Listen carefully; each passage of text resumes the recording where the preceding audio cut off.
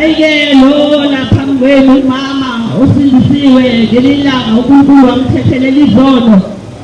Sikule ndawo nje sishiya emakhaya ethu sezalala ngoba sifuna abantu bala emndeni nabo basizakale bamthole lo Jesu nathi samthola.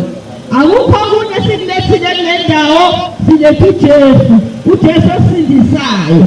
Izwi lenkosi bonke abababukelayo wabapha amandla ukuba babizwe ngokuthiwa bangabantwana bakaNkulunkulu labo abakholwa egameni lakhe.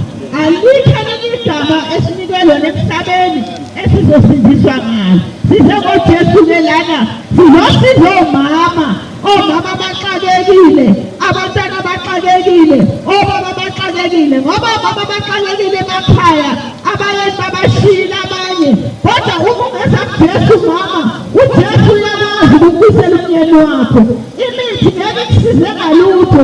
Ungalalela abangani, lalela ukuthi wena uze kuJesu, thatha impilo yakho unikele Jesu. uJesu uzokubuyisa umyeni wakho. Mhlawumbe umyeni wakho uyakuhlupha ekhaya, uyakushaya, kodwa wena woza kuJesu. uJesu uyena ozokulekelela akulamulele. Nabantwana bayahlupha, kodwa lekho khona kwazi ukusiza abantwana uJesu kuphela. Ngize kule ndawo elana emndeni lithi izwi lenkosi liyini ithemba lomuntu ongenaNkulunkulu uma umphefumulo wakho unkulu. Ngoba bakithi emhlabeni abantu banamathemba nalo ithembelela khona, kodwa kumnandi kuthemba. Mina ngithemba uJesu ngoba wena lathi ithemba liyibani. Lithi Jehova Nkosi yami uJesu. Sisemhlabeni nje ngelinye ilanga sizodlula. Yingakho sikule ndawo sithi thathani uJesu ngoba uJesu yena ozokwazi usingenisa ezulwini. Ngaphandle kaJesu angeke sikwazi ukungena ezulwini. Lithi izwi lenkosi wozani sithethe indaba noma izono zenu zibomvu noma zinjani, kodwa yena uzozazi uNkulunkulu. Kulezwi lana ku-Amosi chapter 8 lapho lithi into ezinhle nezizwe ngelinye ilanga ziyozulazula zifuna leli zwi lingasatholakali. Nonawa wayeshumayela ivangeli eshumayela abantu babehleka behleka usuku bethi hayi lesikhathi sesigugile, hayi alizazi indaba zalo. Kodwa lafika usuku wafika uzamtolo, namanje uNkulunkulu usengakwenza lokho. Manje size ukuthi ngokuthi uhambe emhlabeni thatha uJesu. Ngoba uJesu uyena ozokungenisa ezulwini. Ngaphandle kaJesu akekho. Lithi izwi lenkosi indlela zimbili, kukhona indlela yekufeni, kukhona indlela yekuphileni. Manje uJesu yena uyakwazi ukukulonda, uyakwazi ukukuvikela, uyakwazi ukukuvikela umuzi wakho, uyakwazi ukukubeka nasemimoyeni emibi kaSathane.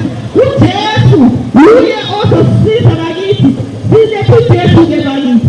Akekho ongayo oyothi akamvanga ngoba liyashinyayela ivangeli, kukhona lingashinyayelwa khona.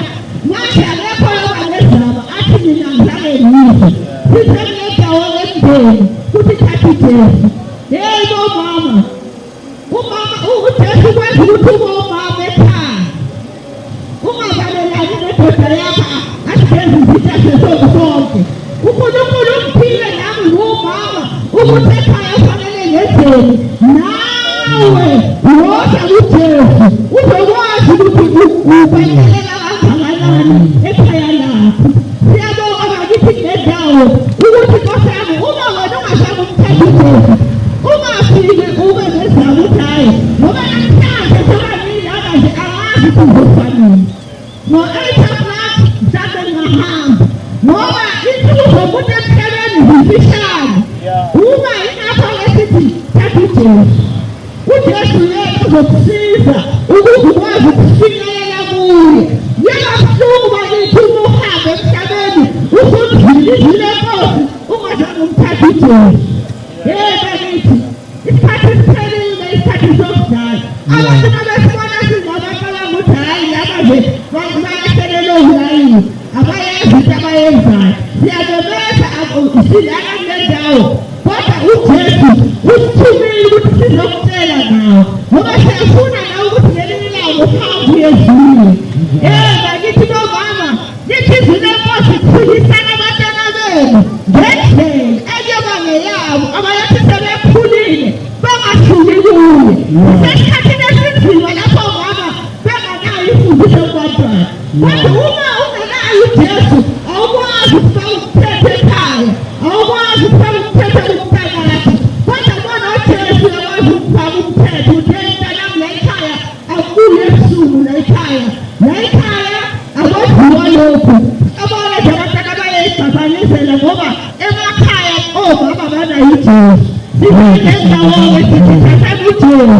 uJesu uzoyivula ingqondo engavulekile. uJesu ayivula ingqondo kamama azazi indaba zakhe. Noma isize yami impilo nami ngangiduma nje ngumama yabo olahlekile, kodwa uJesu ayivula ingqondo yakhe. Athi lapha wesizekile ndawo siyancenga sesikhathi somusa sizophela isikhathi. Isho inkosi lithi lini ithemba lomuntu ongenankulunkulu. Sasa bayanqoba nje kuye emathuneni bayanqoba, hayi ngoba bona bebengathanda ukuphila, kodwa ngoba isikhathi siyaphela. Ungabhadalela umshwalensi wenze bonke, kodwa khona kufanele ukubhadalele ukuthi umphefumulo wakho uma uphuma uzoyaphi. Uzolala wona ebhodini, right? Uzolala kamnandi ngebhokisi lekhasikhethi. Kodwa uNkulunkulu akanandaba nalezo nawe ukuthi wena ubani. uNkulunkulu ubheke inhliziyo yakho ukuthi ubuyisane emhlabeni. Ngoba bangathi hayi ubelungile ubengathixi, kodwa uNkulunkulu akanandaba ngoba uyakwazi emhlabeni. Mhlawumbe uthanda abafana, uNkulunkulu uyakwazi.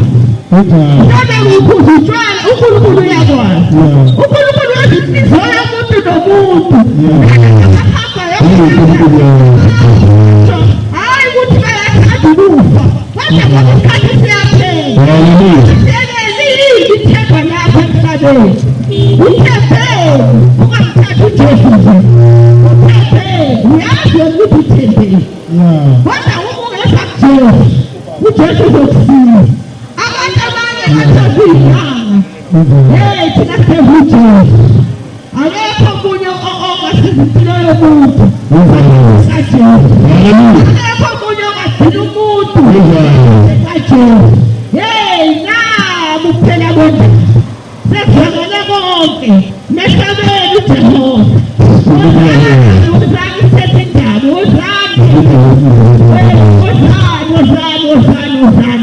wozani bakithi kuJesu. Nangu uyambiza uthi wozani kuye.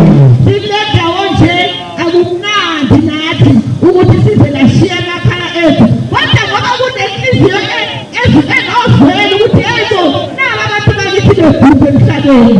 Yenzeka izinto abantu abanandaba, abantu bayajayiva kumnandi, kodwa bakuthiwa wozani sizokhuluma ngoNkulunkulu, hayi abantu bayabhedla labantu laba. Noma ngahamba ngihambe ngihambe njalo ngamaSunday, ukuthi uyekonke ngaSunday uNkulunkulu. Ngoba namhlanje abantu basukile, kusumishe nezenkonzo ezingasayo into yokukhonza uNkulunkulu.